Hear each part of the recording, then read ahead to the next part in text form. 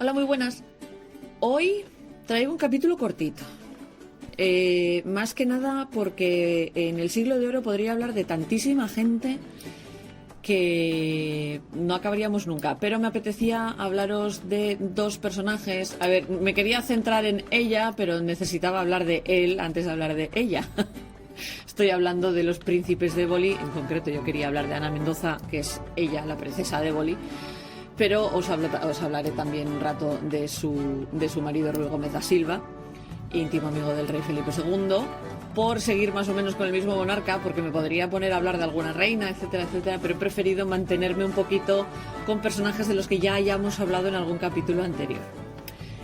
Es un capítulo corto porque hay documentación sobre ellos, por supuesto que hay. Lo que pasa es que son tratados de historia muy grandes que para algo tan sucinto como lo que necesito hacer, que es este podcast, pues no encontraba. Así que ya me perdonáis que este capítulo sea un poquito corto. Tenéis como 5 horas de otras cosas para escuchar por delante. Y eso, pues eso, es como un pequeño pisco labis comparado con las comidas opíparas que os he preparado los anteriores volúmenes de este podcast de Adviento que habéis estado escuchando hasta ahora. Este es el anteúltimo capítulo, el siguiente será el último y en el siguiente volveremos otra vez a la literatura, pero en este me apetecía hablar de chascarrillos y de faldas y de conceptos de la época. Hablaremos de figuras de la corte, hablaremos de figuras de la nobleza española y cosas por el estilo que espero que os resulten entretenidillas, o por lo menos, ya sabéis, que por lo menos os haga de ruido de fondo. Nada, sin más, empezamos a hablar. Primero hablaré de Ruy Gómez de Silva y luego hablaré de su mujer, de Ana de Mendoza de la Cerda. A mí me interesa muchísimo más ella que él. Pero bueno, eso, espero que os resulten interesantes los príncipes de Éboli. Ruy Gómez da Silva, en portugués,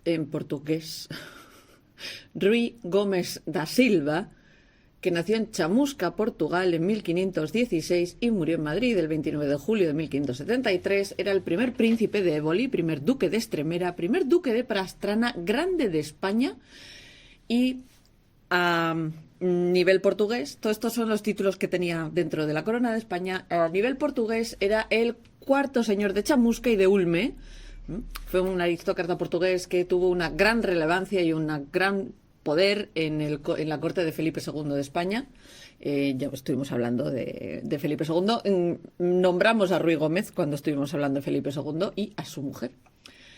Es el fundador de la Casa de Pastrana. Es el segundo hijo de Francisco da Silva y María de Noroña, que eran pues los señores de Chamusca, que es una localidad portuguesa que está en el distrito de Santarém, en Ribatejo. Creo que es parte del Alentejo. Mi conocimiento de Portugal es bastante limitado, pero creo que Chamusca está en lo que es la parte del Alentejo. Y eso, Ruy nace en el pueblo titular del señorío de su padre. Es el segundo hijo, y como es el segundo hijo y no se espera que sea él el que tenga que heredar los títulos, en 1526 se va con su abuelo materno, que se llamaba Ruy Teles de Meneces y Silva, con Isabel de Portugal al reino de Castilla. ¿Quién es Isabel de Portugal? Isabel de Portugal es la mujer de Carlos V, madre de Felipe II. Entonces Ruy acompaña a su abuelo, que era el mayordomo, el que se encargaba de gestionar la casa de Isabel de Portugal, y se trasladan con ellos a Castilla cuando éste se casa con Carlos V y entra a formar parte de la corte como menino al servicio de la emperatriz. Menino os va a sonar igual más en la versión femenina, que es menina y plural, meninas, gracias al cuadro de Diego de Velázquez del que estuvimos hablando el capítulo anterior. Pero básicamente un menino es una voz es una palabra que deriva del gallego y el portugués, que digamos que habla de una posición dentro de la corte que sería el equivalente a paje real, pero técnicamente son los pequeños pajes, o sea, los pajes jóvenes que asisten a la reina y a las infantas. Y son precisamente los que llegan con Isabel de Portugal a la corte castellana los que empiezan a utilizar este nombre de meninos y meninas en vez de pajes, como se había utilizado hasta entonces. Y eso, la característica quizás de más de peso es que eran niños, normalmente, cuando entraban al servicio de, en este caso, la emperatriz, la reina, la infanta que tocase.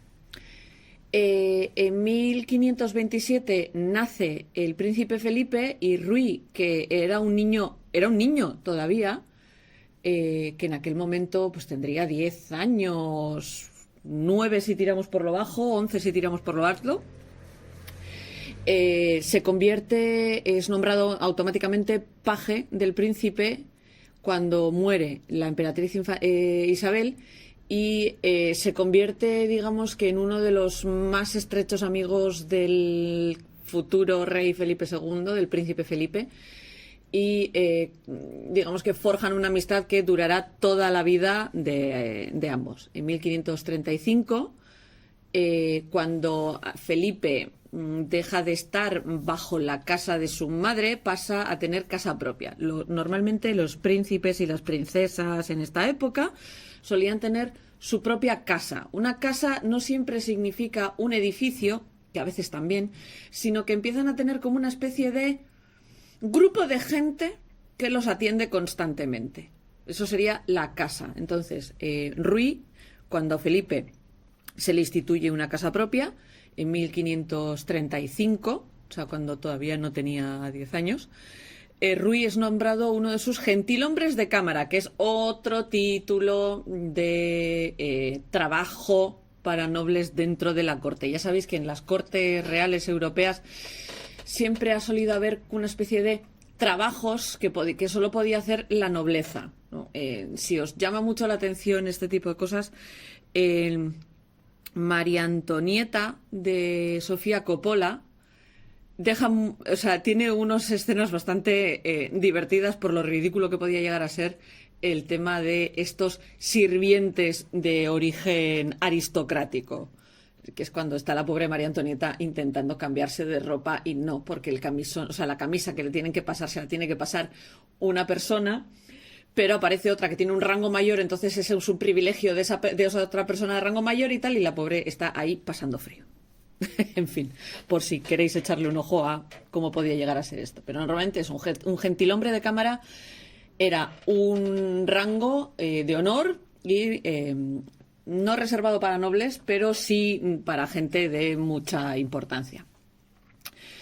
Felipe pensó, desde que pudo gestionar este tipo de cosas, que era muy importante casar a Ruy, que era un segundón portugués, con alguien de la nobleza castellana. En un principio se eligió a una persona que era Teresa de Toledo, hija de los marqueses de Velada, pero Teresa, en vez de casarse, se metió a monja. Empezamos bien. Esta Teresa no era la candidata favorita de Felipe. La candidata favorita de Felipe es Ana Mendoza de la Cerda, de quien hablaremos justo después de hablar de su marido.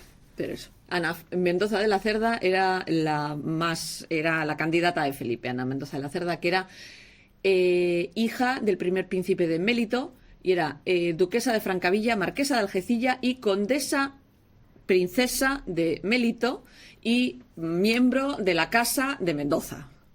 Yo siempre suelo decir que Juego de Tronos y todo esto de la casa Stark, la casa Arryn, Lannister, etcétera, etcétera, no tiene ningún tipo de envidia las casas nobles medievales y demás españolas. Concretamente, la casa de Mendoza es de origen alavés. De hecho, yo he estado en la torre original de la familia, es visitable, por lo menos antes era visitable, y es un pueblo que se llama Mendoza, que está muy, muy, muy cerca de Vitoria, que, para los que no sois de aquí, es la capital de la provincia de Álava. Álava es una de las 3 provincias que constituyen la Comunidad Autónoma Vasca, capital Vitoria. Y eso, es uno de los linajes más ilustres y que más gente ha dado a la historia española, empezando por Íñigo López de Vizcaya. Aparecen ya en los registros como vasallos del rey en las partidas de Alfonso X el Sabio. Y como curiosidad muy relacionada con los tejedores y demás, eran quienes ostentaban los cargos más importantes dentro de la Mesta y tenían cierto monopolio sobre las encomiendas de las órdenes militares. O sea, básicamente había órdenes militares que eran ellos los que decidían quién podía tener esa orden, etcétera, etcétera. Y originalmente la Casa de Mendoza es una escisión de la Casa de Haro, que son los señores de Vizcaya. Si alguna vez habéis estado en Bilbao, María Díaz de Haro y Diego López de Haro os tienen que sonar. Bueno, pues para que os hagáis una idea, Ana de Mendoza es una de estos Mendozas. Metidos en la corte hasta, vamos, desde la Baja Edad Media, desde casi fundación de la familia, y muy, muy, muy, muy metidos. Un almirante mayor de Castilla, que era Diego Hurtado de Mendoza. Y digamos que en el gran follón familiar que fue la sucesión de los reyes católicos, porque ya sabéis que a Isabel no le tocaba ser reina, al principio los Mendoza eran los defensores de Juana la Beltraneja y después se cambian de bando. Y cuando son los Mendoza los que se cambian de bando, se convierten en uno de los pilares fundamentales del partido Trastámara, que es el partido de Isabel. Dejo de irme por las ramas, que me voy muy fácil por las ramas. Cuando se pacta este matrimonio entre Ana de Mendoza y Ruy Gómez de Silva, Ana tiene 12 años y Ruy andaba por los 30 y pico. Si no calculo mal, más de 35. Como la novia era muy joven, se decide que tiene que pasar unos cuantos años en casa de sus padres antes de poder consumar el matrimonio. Y esta consumación del matrimonio se da en 1557, cuando Ruy tenía ya 40 años. Madre mía. Otra de las razones por las que no pudieron casarse mucho antes tampoco es porque Ruy andaba de paseo por Inglaterra, porque había acompañado a Felipe a Inglaterra cuando éste se casó con María Tudor y estuvo viviendo en Inglaterra o sea, se quedó en Inglaterra hasta 1559. En total tuvieron un carro de hijos, como una decena de hijos, de los que llegan a sobrevivir 6 y a día de hoy todavía hay descendientes de ellos. Ya cuando Felipe se convierte en rey, la confianza que se tenían desde hace años crece más todavía. Lo nombran sucesivamente sumiller de corp, que es directamente la persona que dentro de la corte se ocupa del cuidado de la persona del rey y de sus habitaciones. O sea, era la persona con más acceso al rey que existía en ese momento. Era consejero de Estado y de Guerra, era el intendente de Hacienda, contador y primer mayordomo del príncipe Carlos, que era Carlos, el hijo de Felipe, y además fue nombrado príncipe de Éboli. Es ese momento en el que consigue el título y por el que es más conocida a su mujer a posteriori, que es la princesa de Éboli. Y la razón por la que le conceden un título tan alto como el de príncipe es porque tenía ciertas tareas dentro de la corte que no le correspondían a alguien de su ascendencia dentro de la nobleza. O sea, necesitaba ser más noble todavía para poder ser un sumiller de corps como es debido y que la gente no estuviera calentándole la cabeza a Felipe diciéndole tienes que poner a otro, tal. Lo que os he dicho antes de la escena de María Antonieta. No, o sea, hay rangos dentro de la nobleza y hay rangos que tienen precedencia sobre otros. Entonces, para que nadie pudiese tener precedencia sobre Ruy Gómez, lo nombran príncipe.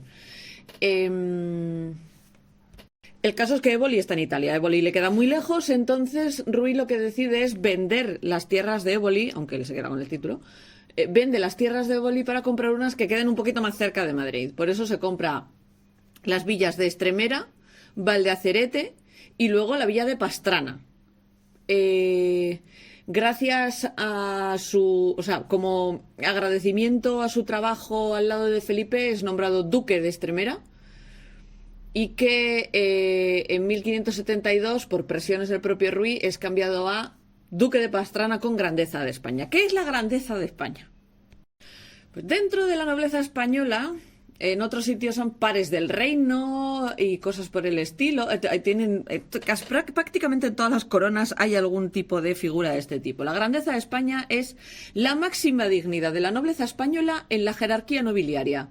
Está inmediatamente después del príncipe de Asturias y el infante de España. O sea, tú puedes tener un título de duque, etcétera, etcétera, que si tu título no lleva detrás un grande de España, eres nobleza floja, por decirlo de alguna manera.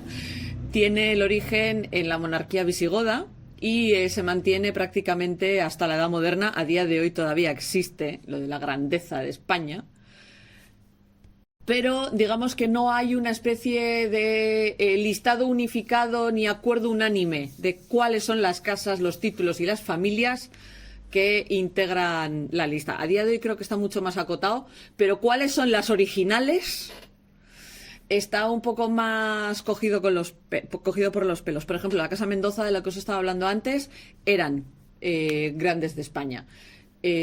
Otros que os pueden sonar: los Álvarez de Toledo, que son los originales duques de Alba. Otro que os puede sonar es la Casa de Borja, que eran duques de Gandía, pero os puede sonar más la rama que se plantó en Italia, que son los Borgia. Luego, a posteriori, con el cambio del tiempo, los reyes españoles han ido metiéndole grandeza de España a títulos que antes no lo tenían, para favoritos y cosas por el estilo.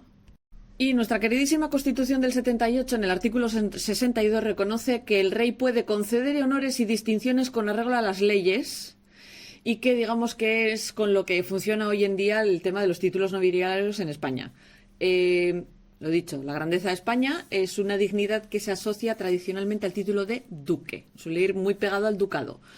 Y puede estar acompañado de títulos de marqués, conde, vizconde, barón o señor, porque esta gente colecciona títulos como con los demás coleccionamos Pokémon, ¿vale? Nosotros, la plebe, coleccionamos cartas de Pokémon, esta gente colecciona títulos. A referencia, Cayetana de Alba. En la actualidad son 417 a los que se les reconoce la grandeza de España y no hay 417 personas con el título de grandeza de España, porque hay varias que están dentro de o sea, las maneja un solo individuo. Lo he dicho, Cayetana de Alba era varias veces grande de España. Y que sepáis que hasta 1984 esta gente tenía pasaporte diplomático por defecto. ¿Qué es lo que pasa? ¿Os acordáis que os dije que, volviendo a Ruy, que Ruy era el segundón? Claro, Ruy se estaba generando su carterita de títulos a base de hacerle la rosca al príncipe Felipe desde que eran unos críos. Entonces, ¿qué es lo que pasa? Muere el hermano. Porque al principio os he dicho que tiene títulos en Portugal también. Muere su hermano mayor, hereda los títulos portugueses. Entonces hereda las posesiones de Chamusca y Ulme. Entre los 4 años que pasan, desde que se compra Pastrana, visto que la gente se pueda comprar un pueblo entero, me parece alucinante, desde que se compra Pastrana hasta que se muere, mejora y amplía los cultivos alrededor de Pastrana, permitiendo a moriscos expulsados de Granada por Juan de Austria, el duque de Alba, no, el duque de Alba no, me he liado, el hermano bastardo del rey. Me armo un lío yo sola con los personajes a veces. Juan de Austria es el hermanastro ilegítimo del rey, es hijo de Carlos I. Y bueno, fundaron varias industrias, además la iglesia colegial de Pastrana, que si sois de por allí, pues que sepáis que la iglesia colegial fue este señor el que la puso, y además trataron con Santa Teresa de Jesús para establecer 2 conventos carmelitas en Pastrana, de Santa Teresa de Jesús, y el follón que se trajo con Ana de Mendoza hablaremos un poquito más tarde. Porque se las trajeron. Y que sepáis que dentro de la corte él era la cabeza de lo que se llamaba el partido ebolista, porque él era el príncipe de Éboli, que estaba que también conocido como el partido aragonés, porque querían hacer las cosas que querían hacer en lo que era la España unificada. Ya os hablé que esto de España unificada va con comillas Querían que funcionase más como Aragón y estaban opuestos al partido albista, que era el que seguía a Fernando Álvarez de Toledo, duque de Alba, que era el partido castellano, y estos querían hacer otras cosas. Por ejemplo, el partido ebolista lo que querían era, optaban por la diplomacia en los Países Bajos cuando Álvarez de Toledo se había ganado se acabaría ganando de ser la figura del coco en Holanda, ¿vale? Pero, curiosamente, el duque de Alba no era partidario de la guerra contra Inglaterra, pero el partido de Ruy era totalmente partidario a liarse a tortas con los ingleses. De hecho, fue el partido. Cuando hablamos de partidos, no penséis en partidos políticos, pensad en grupos de gente. Pero son los que empujan a atacar a Inglaterra, etcétera, etcétera. El caso es que Ruy muere antes que el duque de Alba. Aún así, el partido ebolista, o el partido aragonés, sigue en marcha, encabezado por Antonio Pérez, pero Antonio Pérez eventualmente cae en desgracia y salta todo por los aires. Antonio Pérez era el secretario del rey. Antonio Pérez, Ruy Gómez y el rey se habían criado prácticamente juntos y eran súper amigos entre ellos. Pues habiéndoos hablado ya de Ruy Gómez, es que de todas me sale García. Habiendo hablado ya de Ruy Gómez, vamos a hablar de su señora esposa, porque ella era muchísimo más interesante que él, o por lo menos para el chascarrilleo posterior, ella es muchísimo más fascinante que él. Yo igual, a los que no os guste mucho el tema de la historia, o no estéis muy puestos en el tema, o no os llame la atención, si os digo quién es la princesa de Éboli, Ana Mendoza, igual no ubicáis, pero probablemente muchos, aunque no ubiquéis el nombre, tengáis la imagen mental de una mujer barroca con toda la golilla blanca y un parche en el ojo. La señora del parche en el ojo es Ana Hurtado de Mendoza, de la Cerda y de Silva y Álvarez de Toledo, que me quedo sin aire, por Dios. Nació en Guadalajara el 29 de junio de 1540 y muere en Pastrana, también Guadalajara, el 2 de febrero de 1592. Es una noble española que tuvo por derecho propio los títulos de segunda duquesa de Francavilla, princesa de Melito, condesa de Aliano y marquesa de Algecilla. Y, como ya sabéis, por casarse con Ruy Gómez de Silva, es la princesa de Éboli. Y, de hecho, coloquialmente es conocida como la princesa de Éboli y todo Dios la conocemos como la princesa de Éboli, o por lo menos, a los que nos gusta un poquito la historia, la conocemos como la princesa de Éboli. Como ya os he dicho, pertenece a la Casa Mendoza. Ya os he hablado de la Casa Mendoza, de los grandes de España y todo esto, porque este capítulo, como iba a salir un poquito corto, estoy aprovechando para contaros otras cositas, meteros algún concepto, etcétera, etcétera. De esos que cuando luego salen las preguntas en el trivial te marcas un gol. Este capítulo va de eso. Lo he dicho, es miembro de una de las familias castellanas más poderosas de la época. Es la única hija de Diego Hurtado de Mendoza y de la Cerda, por eso hereda todos los títulos de su padre, con su primera esposa, María Catalina Silva y Álvarez de Toledo, que es hija de los condes de Cifuentes. Álvarez de Toledo os tiene que sonar, porque siempre hay un Álvarez de Toledo en alguna parte en la historia de España. Son como los Mendoza, están en todas partes.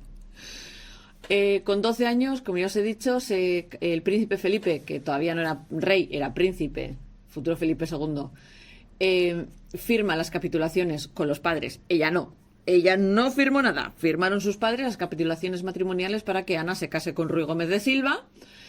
Pero como Ruy estaba en Inglaterra, iba camino de Inglaterra y se quedó un par de años en Inglaterra, pues no se celebró el matrimonio realmente hasta unos 4 años más tarde, y tardaron un poco más incluso en consumar, porque ella era mucho más joven que él. Se la reconoce en las crónicas de la época como una de las mujeres con más talento y además una de las mujeres más hermosas de la corte española.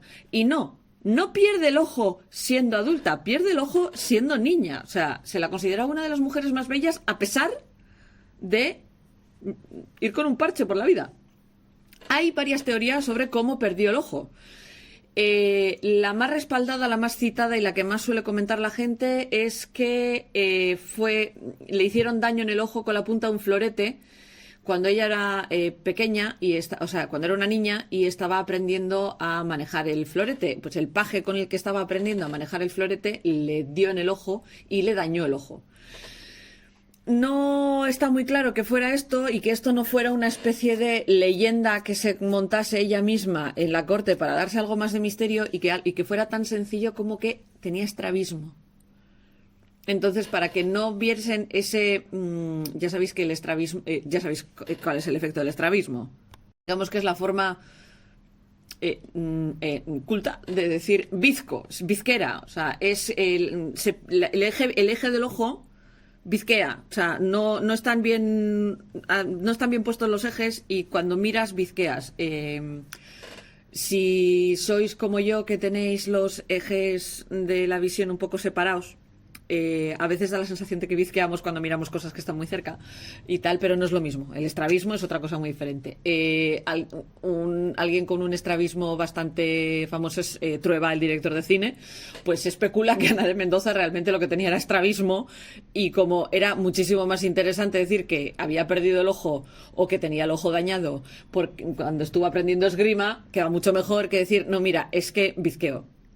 Y para alguien de su prestigio y de su estatura y de su importancia, estatura no de alta, estatura de rango social, es muchísimo mejor decir que ha sido por eso que es porque tienes un defecto físico. Como ya os he contado un poquito más antes, su marido, unos años antes de casarse, vende las tierras de Éboli y se compra Pastrana, entre otras ciudades, se compra Pastrana.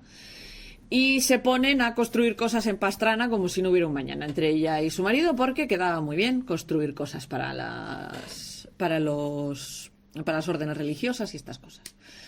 Manda a construir 2 conventos de la orden religiosa de las Carmelitas Descalzas, que es a quien pertenece Teresa de Jesús. De Teresa de Jesús os hablaré en el siguiente capítulo, porque me apetecía hablar de...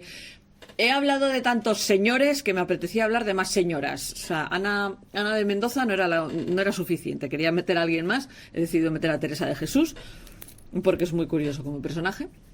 Pero eso, Teresa de Jesús, que era la jefa de la orden de la religiosa de las Carmelitas Descalzas, es la fundadora. Tuvo un conflicto bastante gordo con Ana de Mendoza. Ana de Mendoza quería que los conventos se construyesen según el criterio y el dictado de ella. Santa Teresa de Jesús, que era la fundadora de la orden, dijo que nanay, que había ciertas cosas que había que seguir y que una noble no era consciente de esas cosas que había que seguir. Total, que acabaron prácticamente a la greña la monja y la noble. Ruy Gómez de Silva tuvo que intervenir y poner paz, pero cuando este muere, vuelven los problemas, porque como les falta el mediador, vuelve la gresca. ¿Qué es lo que pasa? Que cuando él muere, a Ana no se le ocurre otra idea mejor que meterse a monja. Era algo relativamente tradicional en según qué círculos y según qué viudas, que no todo el mundo, meterse a monja cuando te quedabas viuda. Hay más de una reina, hay más de una princesa y hay más de una noble que lo hace. A la princesa de Éboli no se le ocurre otra cosa que, ya que hemos construido 2 conventos en Pastrana y que el título de mi marido era de Pastrana, pues yo me quiero meter a monja en uno de estos conventos. Y todas sus criadas, porque ella sola no se iba. Ella no se iba a hacer la cama, alguien tenía que hacerle la cama, así que ella y todas sus criadas se querían meter a monjas. Santa Teresa, digamos que accede a regañadientes y, como es Santa Teresa, le conceden una celda súper austera a la princesa de Éboli. ¿Qué es lo que pasa? La princesa de Éboli, hija única de un noble grande de España, de la casa de Mendoza, casada con el mejor amigo del rey.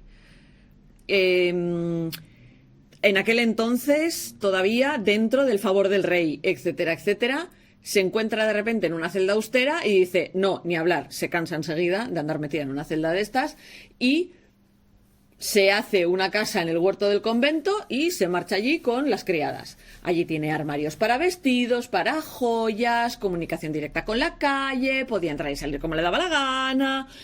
¿A qué monja de aquella época se le podía conceder la opción de entrar y salir como le diera la gana de la casa? Pues, a ver, o sea... Santa Teresa dice, esto no es un convento, esto es una casa de jauja, y coge y se van ella y todas las monjas, se largan de Pastrana y dejan sola a Ana. Ana, que se queda sola, dice, pues me vuelvo a Madrid. Se va a Madrid y no tiene mejor idea, porque además era una tía muy inteligente, de escribir una biografía muy tergiversada y bastante insultante sobre Teresa de Jesús. Fue semejante escándalo la obra que tuvo que intervenir la Inquisición española y estuvo prohibida la publicación durante 10 años. No la he leído, pero me encantaría leerla. El caso es que ya habéis visto que desde que muere Ruy la existencia y la vida de Ana se empieza a complicar. Tiene que manejar un patrimonio enorme y la toma de decisiones no siempre la hace muy bien. Sí que consiguió manejar bien el destino de sus hijos y consigue muy buenas posiciones para todos ellos. Consiguió colocar a uno de virrey, a otro heredó el ducado de su padre, su hija mayor acaba casada con el duque de Medina Sidonia, etcétera, etcétera. Quería tener un hijo cardenal, el hijo concede, se mete en la iglesia, pero dice que de cardenal no hay, y se va de franciscano, y se va de franciscano y adopta el apellido de su madre. O sea, se quita el apellido de su padre y se queda con el González de Mendoza de su madre. Aunque con el tiempo el franciscano acabará siendo arzobispo. Uno de los chascarrillos de la corte, porque claro, Ana estaba metidísima en el círculo íntimo del rey, pues claro, su marido era el mejor amigo del rey y estaba muy metida, hubo quien la catalogó como amante del rey, especialmente mientras este estuvo casado con Isabel de Valois, pero Ana de Mendoza también era amiga de Isabel de Valois. Sí se sabe, porque hay algún que otro registro que una vez se queda viuda tuvo relaciones con Antonio Pérez, el secretario del rey. Antonio y ella son de la misma edad, no como Ruy, que era mucho mayor que ella, y se sabe que algún tipo de relación íntima tuvieron, pero no se sabe si fue porque realmente se habían enamorado el uno del otro, si fue un tema de política o que ella necesitaba un tipo de apoyo a la falta de su marido. Estaba acostumbrada a tener ese tipo de apoyo y pues se buscó uno a la falta de su marido. Juan de Escobedo, que es el secretario de Juan de Austria, que ya os he dicho que Juan de Austria y el marido de Ana no se llevaban del todo bien, el hermano bastardo de Jesús, el hermano bastardo de Felipe II. Espera, que he perdido el hilo. Bueno, lo que decía, Juan de Escobedo, secretario Juan de Austria, descubre esta relación. O sea, digamos que les pilla. Pero, a la vez, Antonio Pérez descubre que Juan de Escobedo tiene contacto con los rebeldes de los Países Bajos españoles. O sea, estaba pasándole notitas a los rebeldes holandeses. Antonio Pérez, como tiene miedo de que le digan al rey que tiene un lío de faldas con la princesa de Éboli, denuncia a Juan de Escobedo ante el rey, o sea, en plan, no, yo más, y antes de que nadie pueda apresar a Escobedo, Escobedo aparece muerto a estocadas. Todo Dios acusa a Pérez y durante un año consiguen mantenerse en la cuerda floja hasta que el rey claudica y por este asesinato detiene a Antonio Pérez. El caso es que el motivo por lo que Ana se ve implicada en toda la caída de Antonio Pérez, etcétera, etcétera, no está muy claro.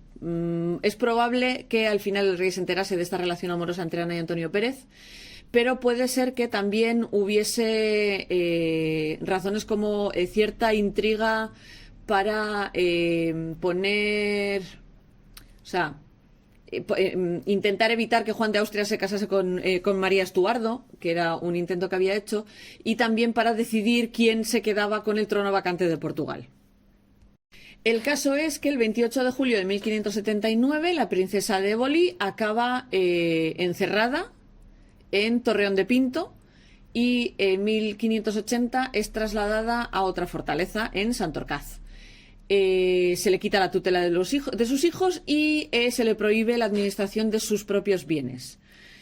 De ahí es trasladada al Palacio Ducal de Pastrana, donde estuvo encerrada y acompañada y atendida por su hija menor, Ana de Silva. O sea, Felipe II haciendo lo que su padre le hizo a su abuela, encerrarla en un castillo. Estuvo encerrada en este castillo, en donde lo único que se le permitía era 1 hora al día para mirar por el balcón. El Palacio Ducal de Pastrana, de hecho, todavía está ahí, es invisitable. Y hay un balcón enrejado, que es el que dicen que es al que se asomaba la princesa de Éboli en ese ratito al día que le dejaban.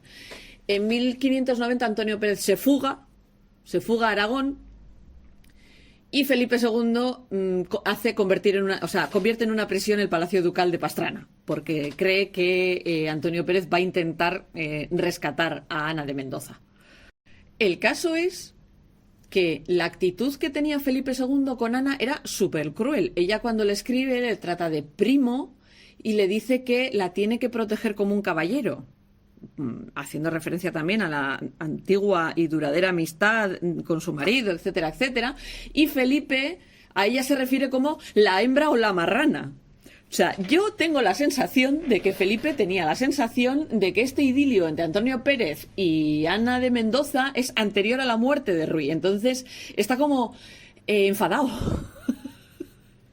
por este lío de faldas, porque estaba como convencido de que le habrían puesto los cuernos a Ruy Gómez Silva, porque luego el caso es que con los hijos de Ana y de Ruy se porta súper bien. O sea, nombra un administrador de los bienes para que no los pierdan, etcétera, etcétera, y se encarga del futuro de todos ellos. Ana, al final, acaba falleciendo en cautiverio el 12 de febrero de 1592, o sea, que se tiró una buena cantidad de años encerrada, y está enterrada junto a su difunto marido en la Colegiata de Pastrana. Si os interesa mucho el personaje de Ana de Mendoza, no sé si se lo he podido trasladar un poco porque resulta fascinante. Era una mujer de esa época. No hay documentación, pero son libros. O sea, no me daba tiempo de leerme un libro así de grande para explicaros esto. Yo simplemente lo que quiero es hacer que tengáis un poquito de interés sobre el personaje, que sepáis que hay varios libros sobre ella. El de Almudena de Arteaga tiene uno que se titula La princesa de Éboli, que es de 1998, que probablemente lo podáis encontrar en cualquier biblioteca española. Si no, utilizad el préstamo interbibliotecario, como os digo siempre. Hay varias series y películas en las que aparece. De hecho, Olivia de Havilland hace de ella en una película de 1955, que se llama La princesa de Éboli, dirigida por Terence Young. En la serie de Santa Teresa de Jesús aparece como personaje en 2 episodios. En 2008 se estrena la película La conjura del Escorial, de Antonio del Real, por si queréis echar un vistazo. Es Julia Ormond la que hace de princesa de Éboli. Y en 2010 hay una miniserie que se emitió en Antena 3 en la que es Belén Rueda la que hace de princesa de Éboli. Y hasta donde yo sé, esta serie está disponible en Prime. Yo he visto La conjura del Escorial. No he visto esta última de la princesa de Éboli, pero ya sabéis que yo siempre os fomento lo de ir a ver cosas. Si queréis leer un poquito más sobre Antonio Jesús, el secretario, Antonio Pérez, el libro que os recomendé de El familiar, de Ley Bardugo, sale Antonio Pérez, sale varias veces. No sale la princesa de Éboli, o por lo menos yo no tengo el recuerdo que saliese la princesa de Éboli, pero sí que sale Antonio Pérez. Además sale ese Antonio Pérez antes de la fuga de Aragón. Así que, a ver, ya sabéis que el libro es literatura fantástica, hay magia, y si buscáis el audiolibro, por Dios, escuchadlo en castellano y leed el libro en castellano, porque yo tuve la genial idea de escucharme el audiolibro en inglés, y el audiolibro en inglés con todos los nombres en castellano y las expresiones en castellano y demás es doloroso. Doloroso. Así que ni se os ocurra. Pero como libro es bastante entretenido para leer y demás. Así que echadle un ojo. Espero que os haya resultado interesante. Ya sé que este capítulo es un poco más cortito. Quería hablaros de esta mujer a toda costa. El siguiente capítulo os hablaré de Teresa de Jesús, de Santa Teresa. Ya volverá a salir la princesa de Éboli por una esquina, ya veréis. En fin, espero que os haya resultado entretenido el capítulo.